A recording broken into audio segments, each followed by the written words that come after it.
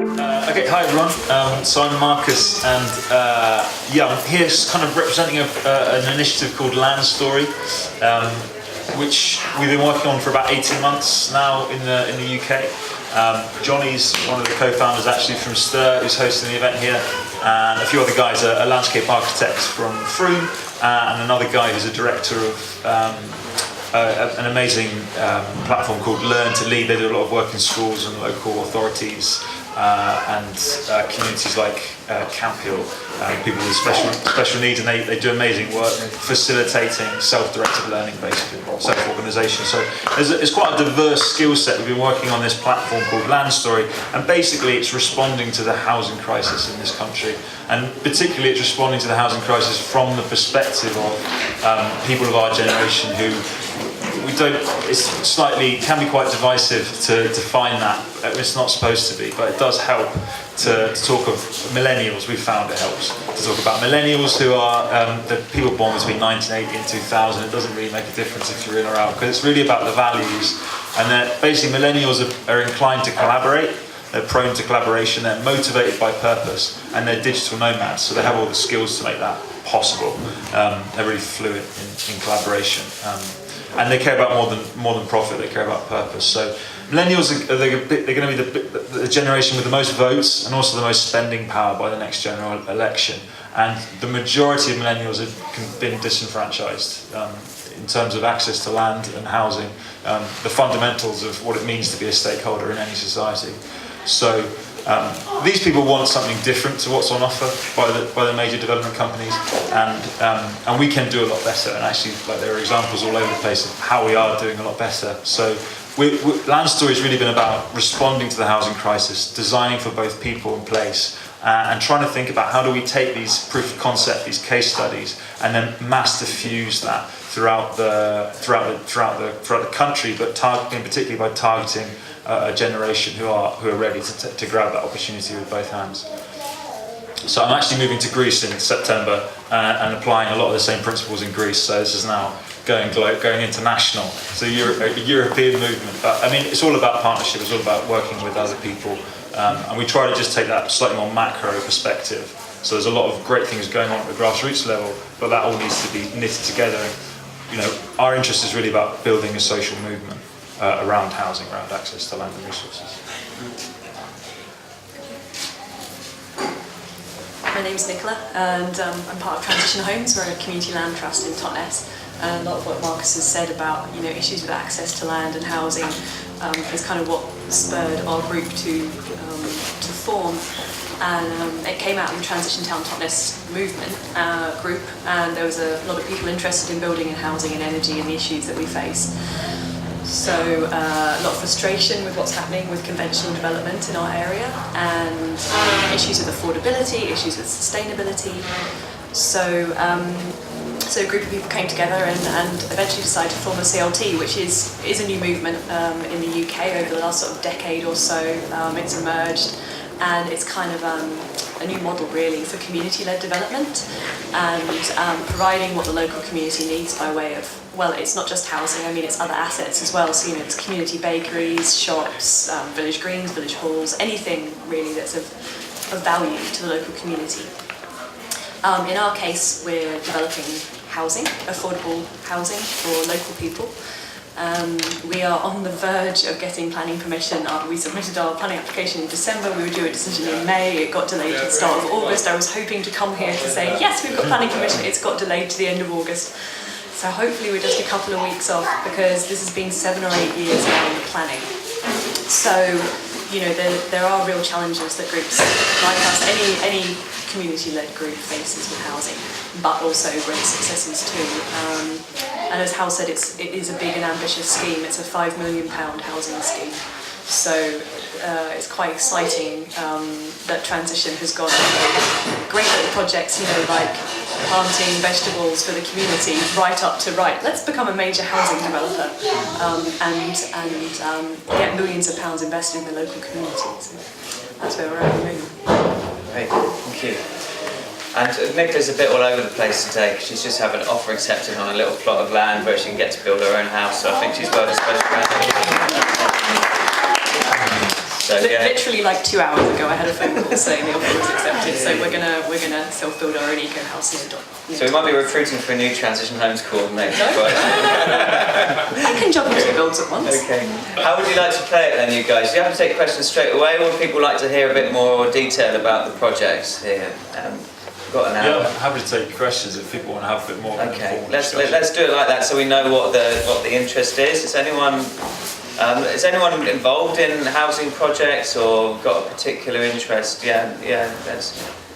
Well, We go. the biggest. I'm John, by the way. Hello. The biggest issue for most people around developing is finding the land. And the land can be crippling to a community land trust because, it costs a lot of money. If anybody thinks it's going to be developed on and the price goes up.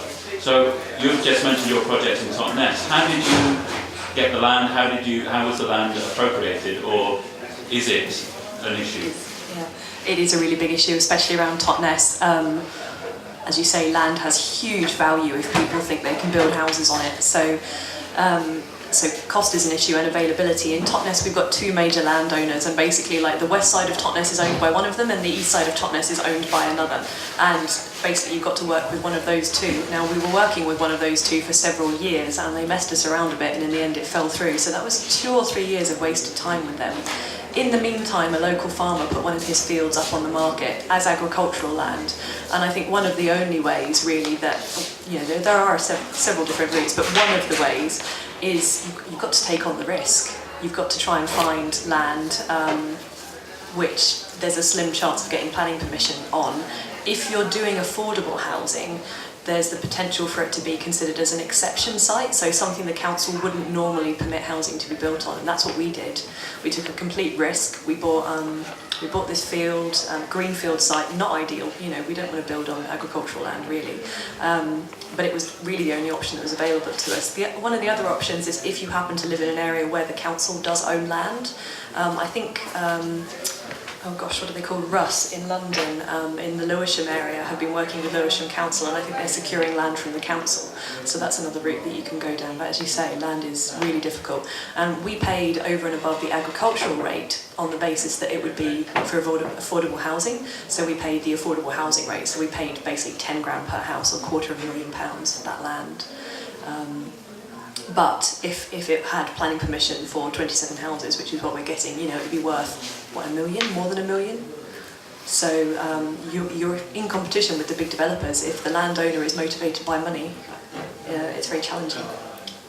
Sorry, I don't wish to hog it too much, but coming back on that, you're a community land trust. I presume that you're a community benefit society? Is that... We're not a community benefit society, no. A CLT, that's kind of just I don't even know how to describe it, but we're a company limited by guarantee and also a registered charity. Right. That's the route that we've gone down. Some of the CLTs may be community benefit societies or industrial. Is that industrial covenant as well? And years ago we would have called it industrial insolvency. Yeah, exactly. Is that what it's turned into? Yeah, sure.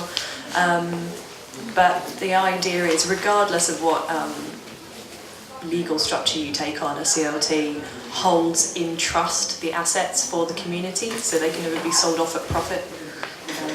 So just coming back on that, where did you raise the finance? Because that's the other big issue, isn't it? The land's one, but then having to get it. How did you do that? Yeah, so we've got 2 batches of finance we've had so far. One is for the land, and that was loaned to us by local benefactors. There are in Totnes a few rich hippies who want to invest big in things they believe in, and they loaned us £250,000. Right. Low interest loan. Initially for a couple of years. We've gone well beyond that. They've put no pressure on us to repay it. We'll repay it once we've got the development finance. So that was luck, really. You've got to know people in your community who believe in what you're doing. And there are people in the community, whichever community who've got money to invest. And the other thing that you've got to raise money for is all of the pre-development costs. So you've got to have lots of surveys done on that land. You've got to engage an architect to design the houses. If you're designing 27 houses, architects take huge chunks of fees. We're quite lucky. Again, we've got a fixed fee at a discount. But we've still had to raise, I think to date, somewhere in the region of £130,000. And over 100 of that has been grant. And there's lots of grants available. There are specific grants for CLTs and community-led housing initiatives from the National CLT Network, from CAF Venturesome, the Homes and Communities Agency had a CLT fund. There's potentially a new £60 million pot coming for coastal communities, of which CLTs may get a chunk. So there is funding out there for pre-development costs. That's not such a big issue. We've been really successful with that. I think you really put your finger on the two big obstacles: access to land and Access to funding. Yeah. I mean, from a land story perspective, we're trying to look at the big picture, and there is light in the end of the tunnel. The Localism Act, which is still it's still maturing. I mean, it was implemented in 2011, and it's still just the first community build order and neighbourhood development orders are just coming through now. So there's no real precedence as yet, proven models. But it does allow communities to take the initiative in terms of mapping the whole catchment, the whole region, the whole town boundary, and even adjacent land, and start to defining a little bit what they want, what the priorities are. So you can say, we want community-led housing on these sites, we want affordable housing on these sites. And that can just tilt the balance in favour of communities to start doing their own development. Because if you're going toe-to-toe with the big development companies, what's important to remember is that development companies at any scale are designed to yield short-term financial assets. They're motivated by profit. They have to be competitive in a hyper-competitive market. So their design is all about how do we produce short-term financial assets? How do we build cheap and sell high in the short term? And it's a completely different agenda to a community who are interested in placemaking, thinking about whole systems and thinking about generational and inheritance, and what are we designing for? We're designing a place to live, a place that's going to nurture us, and it's a completely different process.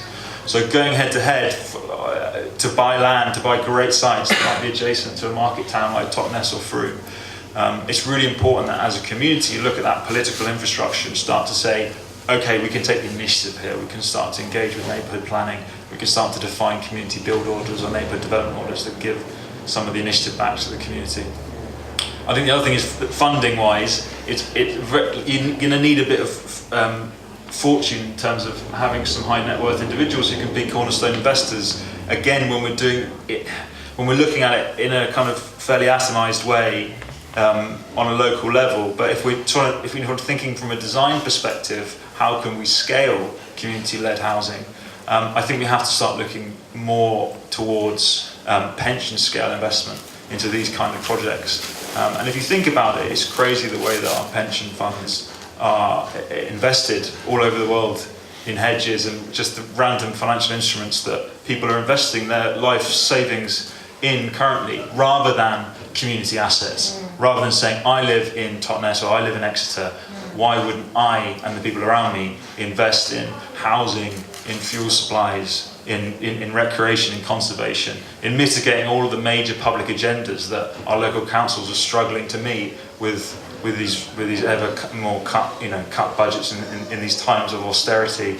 But it requires a bigger picture perspective, and you can't have that without also having the local activity. So that's the way we're looking at it, is just trying to think a little bit more about. I think it's very typical how we would find the funding on a local level. But thinking longer term, where does this conversation need to go? Great, thank you. Johnny, you had a question? Yeah, I think kind of Marcus has really just finished on that, which was that I guess a lot of these new economic tools are, they're tactical at the moment.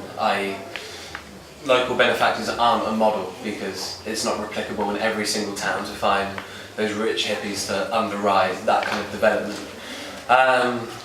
But Marcus, pretty much kind of covered that and stuff. But I guess, it's just really important to say that we do need the models, community land trusts and all the different legal forms, so that we can take it to policymakers and governments that can actually resource these kinds of development which are community led. Right. Yeah, two things. One land is a massive issue. It's something I've talked about before at this event. But the thing about it seems that, particularly in the UK, a lot of the land was just acquired illegally. I mean, through Enclosures Acts. And I know that in Scotland, for example, there's been a movement around like what happened with the Highland clearances, and I think they've been there's something which has happened there where they've been saying if you're not utilising the land for some sort of benefit, then the government mistaken saying, well, we're going to allocate that land to other projects. And it feels to me that there should be, well, one, that there's real questions over legitimacy of ownership of land anyway in the UK, but also I think without that issue being looked at, it's going to be very difficult to move forward with a lot of these things. So that's one thing, and it does tie in with other movements globally, like Via Campesina and that sort of stuff. And the second question, or thing I was going to ask was, in terms of so you've now acquired this plot to build 27 homes. So that is there going to be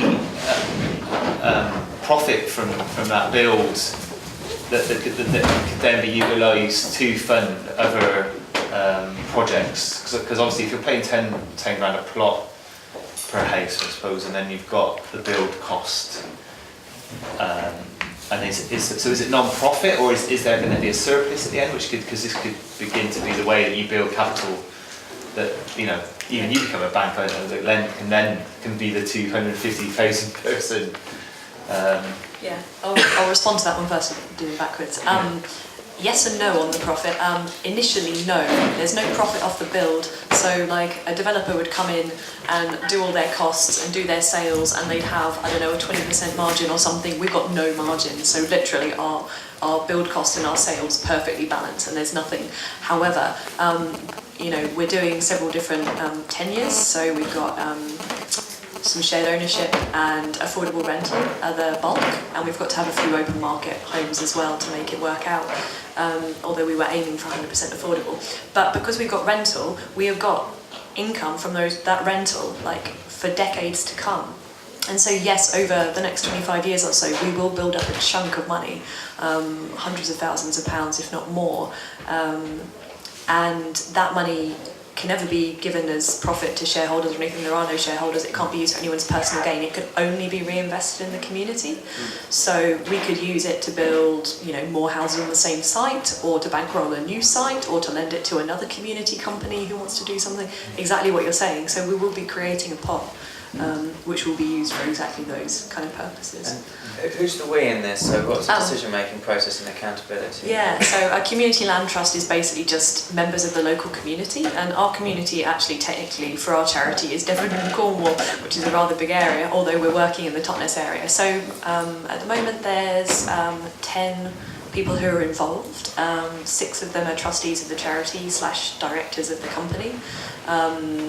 I'm a volunteer initially, and then now I'm a part-time paid coordinator. We've got another volunteer, we've got another couple of people who've joined us. Anyone can join a CLT, that's the point. So anyone in the community who thinks this sounds great, or it sounds great, but I've got things to say about that, I want to be involved in the decision-making process, can come and get stuck in. So we're holding off at the moment, actually really throwing open membership, because we've got so close to planning. As soon as we get that planning permission, we're going to do a huge local membership campaign, and obviously everyone who ultimately ends up living at the site will automatically become a member of the CLT. So ultimately we're aiming, actually, I should just backtrack briefly and say we're not building for ourselves. A lot of community land trusts are local people who maybe are renting, have got a young family, cannot afford to buy in their local area where they've grown up, where they're raising their family, where they work, and it's a response to that. They want to get affordable housing for themselves. What's your definition of affordable? Have you missed that? Oh, yeah, okay. I'm trying to stack up all the points I've now got to discuss. I will come to that momentarily. So, So we're building for others. So we recognise there are a lot of people in our area who are in need of affordable housing, who cannot afford to buy on the open market because the Totnes area is really desirable. South Hams is ridiculously expensive. Something like average house prices at 16 times average salary in the South Hams area. You know, you can't mortgage that. That's insane. So local families have no hope of getting on the housing ladder. So we're building for others.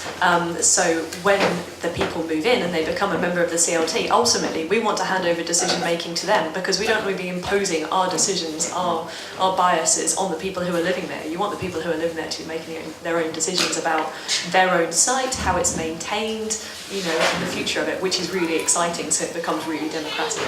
Affordable is a really controversial term. Yeah, there's kind of the way the government uses it, and then there's all these different definitions of affordable. Yeah, I mean the reason I asked is we have a co-housing community land trust in Bridport. Yeah, I know. We've actually just got planning permission to build 32 homes, which is wonderful. It is but fantastic. I did ask. We've used you as a model, and we've used it as an example with our planners for various things. Yeah, it's and great so example. you know, at a meeting I asked, you know, what's affordable, and they said 80%. And I said, well, that's the government's definition of affordable. And like, yeah, we came to that decision as well, and it made me think, okay, how do people arrive at what they consider to be affordable? Because if it is 16 times the disparity between wages earned locally and then what the house costs, that really does affect affordability. Because if you can be in a slightly bigger town, where you can access better jobs, higher, then, you know. Yeah, exactly. I mean, because in London, £600,000 is considered affordable. £600,000 house is considered affordable. How much money do you have to earn to buy a house like that? You know, no one in Totnes is earning anything like that. So you kind of have to come up with your own definition. What works for you, your financial model, your ethos. Some people, some groups want to tie the affordability to the local income, so that the house is worth something that's directly tied to the average income. I know Cambridge CLT is trying to do that. Is that just a decision you made at a meeting, or is there a legal instrument to do that? Yeah, it's kind of a decision that you make really through conversation with others, through the information that you get, and ultimately ours was partly a financial decision, because most CLTs are aiming to build affordable housing in some capacity.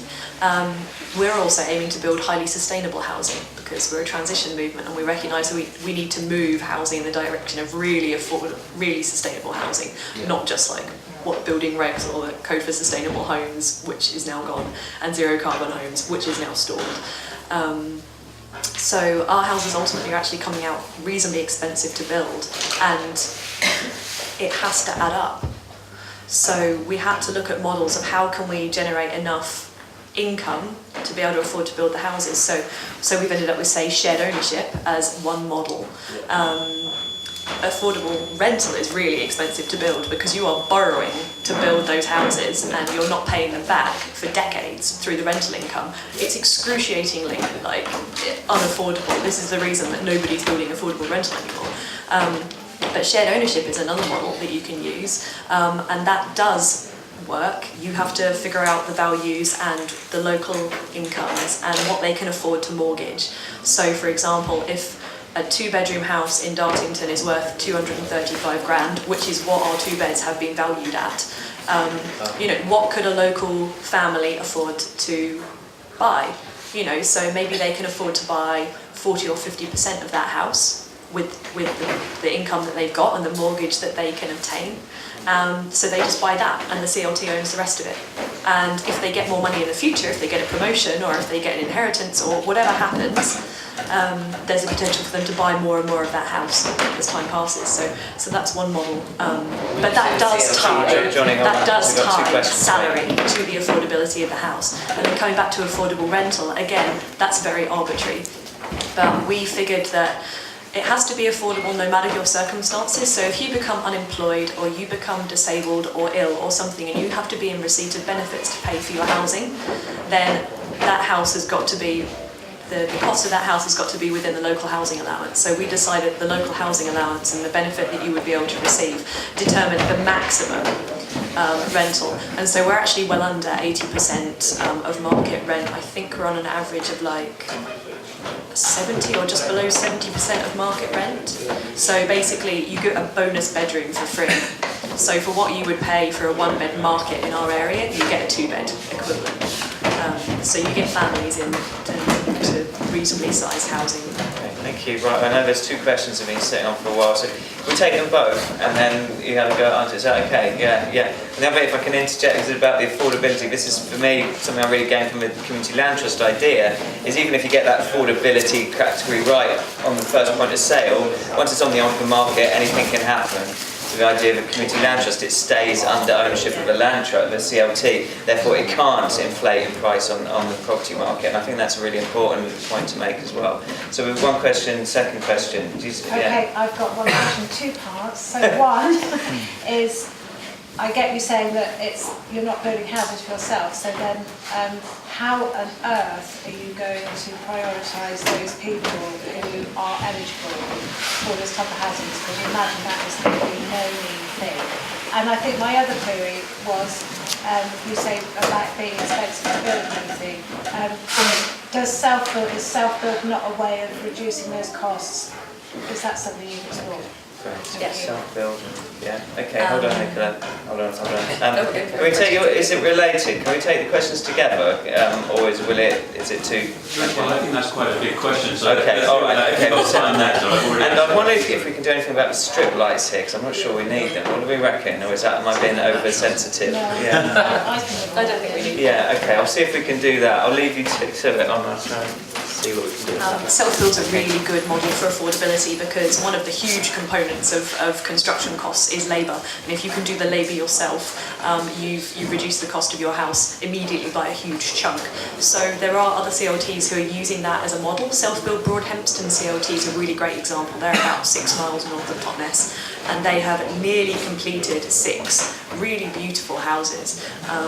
Straw bale, solar spaces, sustainable drainage, all sorts of lovely things, and they are self-building, so they basically get sweat equity. So they have been to college, they learn the skills, they go and build it, and at the end of the day they have automatically got, I think it's 50% of the house is theirs because of the labour that they put in, which immediately makes it that much more affordable because they've only got to finance 50% of it, and that's fab. And I think what I read in a newspaper article that they were quoted in was that the houses are going to cost 1/3 of the equivalent market price. Yeah. So like 150 instead of £450,000, because Broadhempston again is a really super expensive village. I think they're going to come in a bit higher. I think they're going to be more like 200. A lot of times build costs overrun, but self-build's a really good option. We did consider it, but again, we're not building for ourselves. And not everybody wants to self-build. There are a lot of families out there who've got jobs, who've got young children, who cannot take the time out to self-build. And you need lots of different models doing lots of different things to cater to all the different people's needs. Yeah. So for us, we didn't go with self-build, but we're already in discussions with a local landowner about doing a self-build project as our next project. That would be 30 plots, of which 50% affordable self-build plots. So that would be a really amazing option. And there are a lot of people in the local area who want to self-build, myself included. So the other one is, how do we allocate the houses? So that is a long process of making sure that you try and come up with a really fair process, and basically you want to house the people who are most in need. So we've developed it with the local council, with South Hams District Council's affordable housing team, and we've basically got a priority kind of list. So say you are in need of affordable rental, you get in touch with, I forgot what they're called, Devon Home Choice. You get in touch with Devon Home Choice and you apply, and they basically put you in a band. They assess your housing need, band A to band E, and band A is like really critical, like, you know, we're homeless basically, we've been evicted, we haven't got somewhere to live. And then you go down to band E, where you know, maybe your housing is a little bit more than you can afford, but ultimately it's kind of adequate. And so we've got that plus a local connection criteria. So those people who are in Dartington and in housing need are priority 1. And so it then goes band A to band D. So if you're in band A in Dartington, you're basically guaranteed a house. And then it will work its way down, B, C, D, E. Then it will go to the surrounding parishes, so Totnes and Rattery and the other surrounding parishes of Dartington. And again, it will go from A to E. So the people who are in the highest housing need will get the houses, and then it cascades down. And then and only then, if we haven't filled up the houses, the affordable rental, which we probably will in that area, because there's something like 400 families on the housing list for our area for affordable rental. then it would cascade out further to South Hants, and then it goes out to Devon. Shared ownership, again, it needs to be a Devon connection, and it's not assessed in the same way. It's not so much about housing need, it's more like an open market thing, so it's up to them to decide, is this the right house for me, can I afford this? You are assessed on the basis of, like, I think you can't be earning more than £60,000 a year. You do have to prove that you've got a small deposit and that you can mortgage the bit that you want to buy. You can't already be a homeowner. So this is for people who currently are renting or living with their parents or whatever and who are looking to buy. So you can't do it. You can't do it as any kind of investment. You can't do it if you already own a house or any of those kind of things. And basically then they just put in a bid. So you can't be a homeowner, that's really interesting. You can't be a homeowner to buy shared ownership housing. If you own anything, you're not entitled to affordable housing, basically. Yeah. Okay, great. Marcus, you got anything to say to that? Yeah, I was just on the point of the self-build, that there's some really exciting possibilities around what they call custom build, which is kind of like a hybrid solution, somewhere between self-build and conventional development, which I'm a big enthusiast for, and I could kind of advocate anyone thinking about setting up as a local development company to consider setting up as a development agency where you essentially you can offer self-builders, customers, access to a full suite of design and development professionals, and allow them to choose the extent to which they will self-build their home. They might just want to do the interior design.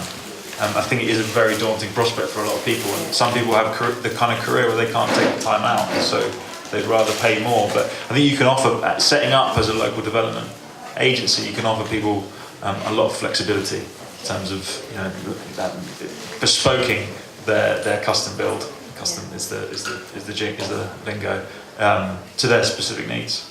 I'm also thinking of, like a charity like Shekinah Mission, who are based sort of like in South Devon, who actually train people up who are homeless or don't have work, and actually they get all the construction training, and it just might be something again that in terms of giving people on-site experience once they've done their training.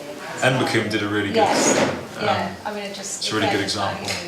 Joining things up might be interesting. With the self-built homes, wasn't it? Erica Lewis's one. Yeah, that was working with South Devon College, wasn't it? Yeah, exactly. So they're being trained. The thing is, though, if you're building your own home, you get that expertise. You build your own home, and then a lot of people never move on and self-build again. No, so you lose that. Yeah. So you've got to keep rolling it on. So one of the benefits of doing it the way we're doing it is we get all the expertise and we can do another project and we can keep facilitating people to build. We are going to do a degree of self-finish, which is kind of that interior design painting thing. Why pay us to paint your house when you can paint it yourself? And we're also going to do training as part of the construction process. So if people want to come in and get stuck in, they can, and they can do kind of like an apprenticeship in natural building and learn how to build their house. And we're going to encourage all of the residents who are going to be living there to come and at least do a day so they can see the house like before it's finished and understand, because we're doing something that's quite unconventional. We're doing timber frame with straw bale insulation and natural finishes. They need to understand how a house works, how it lives, how it breathes, so that they can care for it and understand it.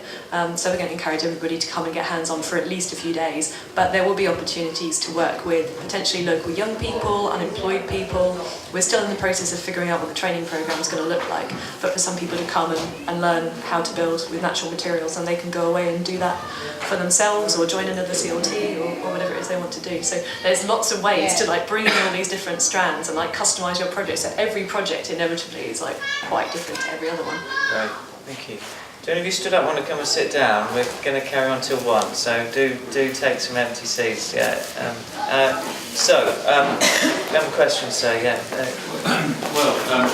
There's a question and I suppose a cautionary tale. I've been involved in a community land trust that wanted to support people who were your number one people that you said would automatically get a house. And I guess that land trust ended up with a drug dealer they had to evict, another very vulnerable person who ended up with what the police term cuckooing for people who were in and out of prison, a very terrified young lady who was surrounded by these sorts of people, and another chap who has had serious antisocial behaviour issues within the rest of the community that that land trust is in. The land trust reputation has gone from being quite high within the local community to everybody wants them out. So the big, and that was with the ambition that all of these people coming in would become active parts of the community land trust. So just a bit of something to consider, because I think it's important that the people who you have in as tenants are also in some way committed to the ethos of the community land trust, and I just don't know how you deal with that. I mean, this was all good intentions and eyes wide open, and still a disaster. So I'm sorry to bring that up, but it just, I feel that it's important to hear what other land trust experiences have been. So it's a really good point. It is something we have considered, and even when people are being assessed, and you know, if their housing need Band Aid, our housing still has to be appropriate for them. So if they are people who have, you know, any kind of special support needs, and our housing isn't suitable for them, they are not going to be allocated to our housing. There will be people inevitably, but I mean, you always take that gamble, don't you? You never know who your neighbours are going to be. You never know your tenants. Some people are going to fit straight in, it's going to be great, and some people are going to find it more difficult, and we may have to find them some extra support. And inevitably, I think when you're going to be a landlord, there's going to be at least one tenant who you have problems with. So we're well aware that could be an issue. Okay. The other thing is that it must be quite disappointing as a group setting up a community land trust to have to sell some of the houses, and you said that you initially didn't want to do that. Have you ever thought that it might be worth trying to find out if there are people who'd like to form a housing co-op to buy your properties, and that way you still keep them outside of the potential of being sold on into the open market? We will still be able to keep them kind of effectively as ours anyway, because all the houses are leasehold. So we retain the freehold of the land and the houses in perpetuity. It's part of that holding assets in trust for the community. We're not selling the freehold because we can't sell the freehold for profit. So we can't sell the freehold of a market house and make profit off it. So even if it's a leasehold, the leasehold to people who come together to form a cooperative? Because yeah, that's definitely an option. If people wanted to come together and have those houses cooperatively, that would be fine. But is that something that you've thought of as a land trust as one of the ways to do it? There was a co-housing group locally, and they got their fingers burned by a local developer they've been working with for quite a while, and I think they kind of burned out a bit. So there hasn't been much enthusiasm around our area recently for co-housing, because, as I say, I think they got a bit burned out. But it would be something we'd be really willing to discuss. You know, if anyone approached us and wanted to do that, we'd be really happy to do that. Okay. In the Bridport project, so it's a CLT and co-housing, which means that they want to create, it's 32 homes, which has now got planning permission. And the idea is that you have a communal space, kind of quasi-village hall. And I think it's quite low commitment, so it's a monthly shared dinner, but it's about sharing public space and so on, which slightly complicates the allocation of houses. But what they've done is they've got a housing association, they've got the council, which does stuff around affordability, and then they've got members of the co-housing group itself. You've obviously got a group who've spent 7 years, lots of sweat equity, working really, really hard to do this development, and obviously they do want a place, and that gives them some kind of credit when they have the allocation. But it's quite interesting that they've got this diverse board of the local council, the housing association, and members of the co-housing group deciding on who moves in, and that probably gives it a bit more security. Yeah, co-housing is a really great model, and it does fit really well with the CLT model. So Bridport's a really good example to look up. We didn't go down the co-housing route because we didn't want to impose it on others, because we don't know who our residents will be. You can't impose a co-housing community on people, really. That's quite tricky. As you say, the Bridport one's quite low commitment. But we've drawn on elements of co-housing communities, so we're putting in a community building and shared facilities as well. So we'll be encouraging people to live more cooperatively perhaps than they may do in a normal development, but with no obligation to do that. People can sort of buy in, and there'll be a kitchen and a function room, and people can have, you know, their residence meetings. They can have a yoga class, it's Totnes. They can have a creche, they can have whatever kind of function they want, they can dine together. There's also a shared laundry, and we'll be encouraging other things, so car share schemes, tool share, maybe setting up a little library in the community hub with resources to learn about sustainable living and living cooperatively and all sorts of things. You know, there's lots of potential there. At the moment, we're really focused on the buildings. You know, we've got to get the planning permission. We've been focusing on the design and the finance and all that kind of thing. But there's all this great community stuff that you can't really plan for. And as soon as we've got the planning permission and we can start allocating the houses, we can get into the really fun, like, social stuff. You know, once we've got 27 families who are signed up to live there, you know, what ideas are they going to come up with? Like, how are they going to, you know, how are they going to live together? And really then it's the ball's in their court. So that's going to be really interesting. The other thing you said about the ethos and sort of buying into the ethos of the development is another part of our allocations process, which is more informal, is that everybody who wants to live there has got to come to basically like a workshop day. So they need to come along to the site and learn about, you know, just have a basic session on, you know, natural materials. You know, this is what your house is going to be built out of and why. And this is how you're going to have to look after it. This is how you use a compost toilet. Here are the pros and cons. You know, what about, you know, renewable energy? What about the horticultural opportunities we've got on site? What about learning about the basics of permaculture? You know, they need to come along for a day and say, yes, you know what, I understand that. You know, it's not something, maybe it's not something I'm into, but it's something I'm willing to try. And so they've got to show an openness, basically. Great, thanks. Marcus, do you want to add anything there? I mean, I think generally thinking about affordability, another interesting, and also just touching back, Michael, on your point about access to land which is outside town boundaries. I think in my generation there was a real hunger for to move from talking about co-housing to co-living, and to start thinking about how to make these spaces more entrepreneurial. You know, because if you're designing for a 500-acre farm, for example, it might well be that there'll be 12 residencies on that farm in due course. But you'd also take a landscape-led approach and think about energy generation and food production and all sorts of other revenue models, which can obviously cross-subsidise the cost of the housing. So we could also take that perspective, looking at within a town boundary as well, and start thinking about how does it all match up. Because I think what people are looking for, the demand is I know there's a lot of young people who are working in Bristol or living in London, and there's a great hunger, there's a great appetite for what they're calling rural innovation hubs.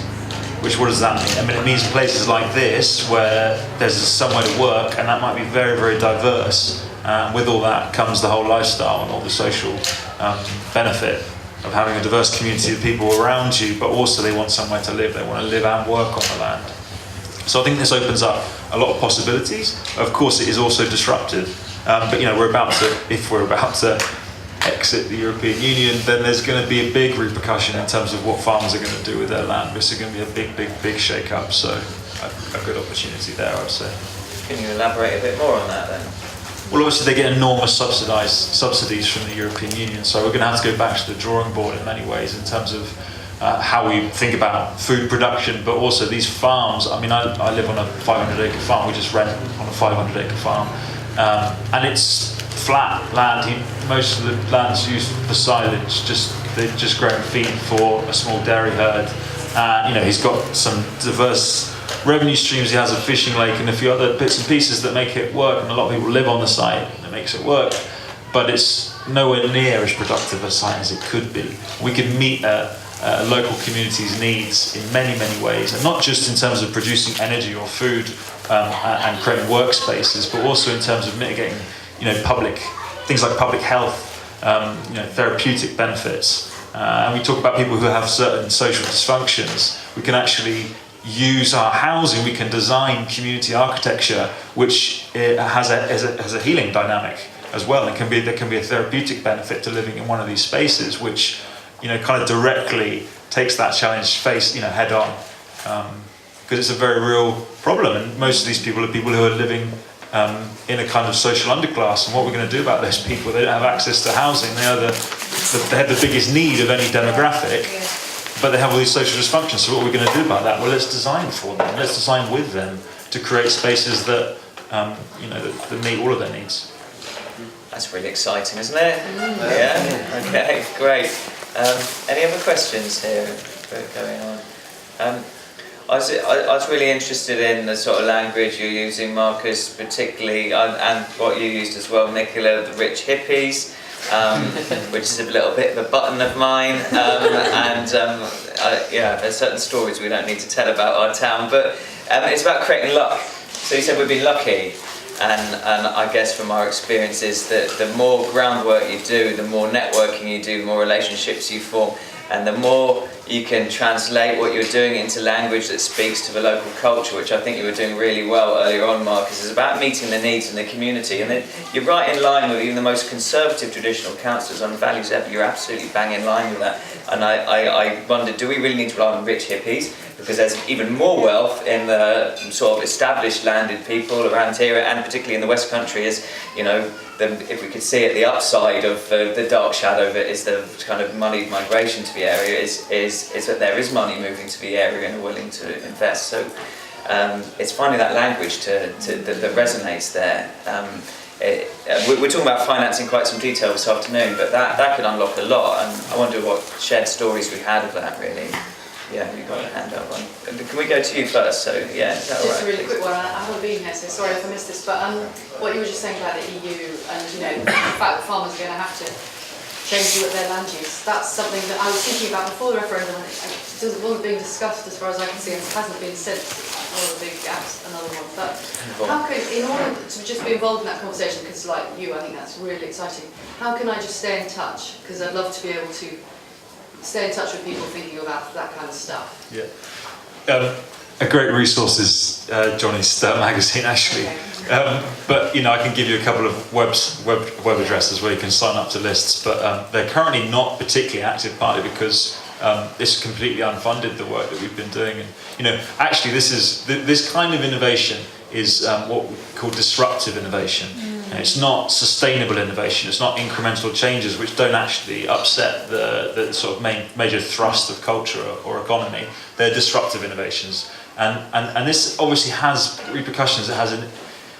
It then becomes very sensitive. You know, your development companies and then all of the political influences and everyone else who's connected. There's huge flows of resources that are currently moving around in relation to the existing status quo, how we do housing in this country, but it's broken. There's an additional deficit in relation to the housing crisis, an additional deficit of 100,000 homes every year. And from a macro perspective, the problem isn't as simple as, oh, there's not enough money. It's just not the case. You know, like how much quantitative easing is the latest batch? It's like that would solve the housing crisis like 3 or 4 times over. It's not a problem. It's not enough money. It's just about the way the economy works, and so to disrupt on the big scale. We were talking about pension scale investment, and that's something that everybody can do. You can make choices individually, but people aren't going to start moving their pensions without there being proven case studies, you know, proof of concept. And so to do that in a coherent way, in an integrative way, what we'd like to do, the intention with Land Story was to build a kind of regional development trust that could attract major endowment. And then take a very strategic approach and look at a major estate like Dartington, for example, and partner with them and look at some major farms, you know, or even someone who has more than one farm, and start thinking about, well, how can we do reimagining the rural? How can we sort of change the land use at that level? And also look at market towns like Frome or Totnes. You know, obviously the work's already been done in Totnes, but think about how can we use neighbourhood development orders and neighbourhood planning to start to take the initiative at the planning level as well, start to drive forward these agendas. Because ultimately, in the next, 2020, we're going to have another general election, and it's not going to come to us. None of this disruptive change is going to come to us. We have to take it to our politicians and say, there you go, Mr. Corbyn, this is your agenda. Okay, these are your policy points. Okay, but it has to work like that. There are potentials. There are huge potentials. I mean, there are huge potentials. There's a family who recently sold 3 major car companies that we're aware of. They want to invest in 100-year land-based regenerative land use strategies. There are people who are thinking along the right lines, but establishing the credibility takes a lot of requires the people who are on the leading edge in all of these disciplines to all be pointing in the same direction, and all be referencing the same materials, and all be presenting a kind of united front and saying, you know, this is where we want to go, this is where we want this conversation to go. Not to say this is the answer, but it needs to be integrative, it needs to be iterative. And if we have those things in place, then we can work it out through a process. And I think the resources will come once we can start to build that social movement that says, actually, we can do better. Yeah. Certainly one line I've found really helpful in interrupting conversations is just helpfully making the point this is far more complicated than a matter of supply and demand, which is often it's framed, and I often hear even Shelter mentioning it in these terms, we lack this number of houses, the solution is we've got to build more houses. Yeah, and find a way you can just open up a conversation about saying this is much more complicated than a matter of supply and demand. And once you've got that, then you can start talking about innovation and new models and things like that. And that's quite an easy conversation to start, I would say. And it's only a conversation you have to start. Yeah, and Jay, you had something? Yeah. Well, I just was aware of the time. We're pretty close to closing up. I just wanted to draw on a couple things, maybe bring it to a point. But I really appreciate what you had to say there, Marcus. You said a lot. Yeah. One of the points you made about disruptive innovation kind of pointed to local politics. And just to say that in the afternoon, right after lunch, we're going to be looking at what's happening in Spain, which I think provides some interesting models for what might work here in Britain, especially if you see some of the implications of the Brexit vote as indicating a more regional kind of development approach that's more inclusive and so on. The national parties don't really seem fit for that purpose at the moment. But what's happening in Spain seems really interesting, and there are things working there that might be applicable here. So we'll hear a little bit about that. And then at the end of the day, we're going to hear about the independence movement that's kind of bubbling up in this region. And that could be one pathway that would enable actually not just a different kind of politics, but a different kind of participation and more participation from people who are in some of the little substreams of a social movement that you indicate needs to happen. And that's the last point I'll make, which is I think this is really now a time for people who are involved in permaculture, in urban villages, in transition, in the new economy movement, in CLTs, in community energy and so on, to begin to connect the dots with each other and come together and work together in a little bit more joined up sort of way. Are you wrapping it up there, Jay? Well, I mean, I'll leave it up. I was wondering if I could just name drop Atmos as well. Okay. That's another great project to look into. Yeah. What's that then? If you haven't heard about Atmos Totnes, it's another community-led project in Totnes. There's a lot going on in Totnes at the moment. They're using the Community Right to Build order, which came out of the Localism Act, which Marcus mentioned. They've been working for nearly as long as we have. It's a brownfield site. It's an old industrial site. It was a dairy, and it shut down quite a number of years ago now, probably about 10 years, a little bit longer. Massive loss of jobs in Totnes. It was a big employer, and the land was just left locked up behind, big chain link fences. There's old falling down buildings. There's asbestos. It's a nightmare.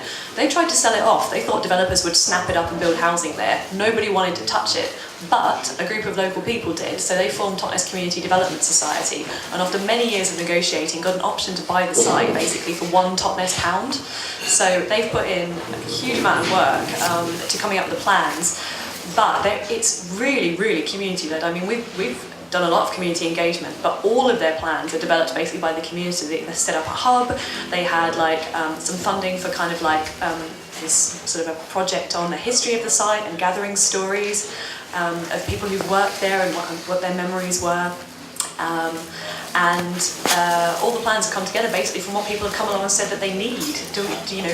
What housing do we need? We need workspaces. We need integrated live workspaces.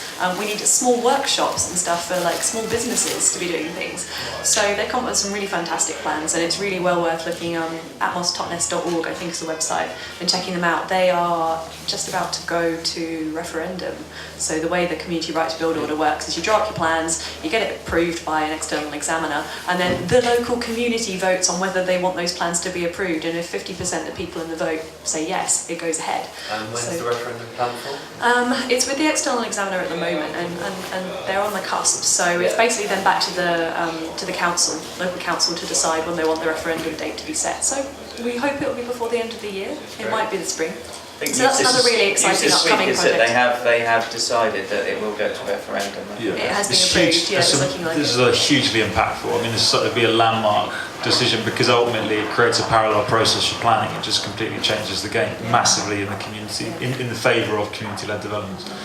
I would just say, just responding to what Jay said, just the final thing that really, you know, if we can look at what's happening in Totnes, and Frome is another great example, where there's just really great things, and there's many other places, but if we can look to frame these proof of concept, these case studies, these regions, these towns and regions where there's just layer upon layer upon layer of great initiative, and start to think about how then do we diffuse that, because there's no need to reinvent the wheel. How then do we diffuse those models, those tools, those trainings, those technologies, those strategies, so that when we get to the next general election, or whenever the next line in the sand is, we can start to make this fundamental shift away from the way we currently think about politics and economics. Because with Brexit, this is a great opportunity, but we need to kind of be aware of what's a strategy for mass adoption. You know, how do we make that shift? It starts with convening a community and crowd who have all the capabilities to do something different. I think that's already happened in places like Totnes and Frome.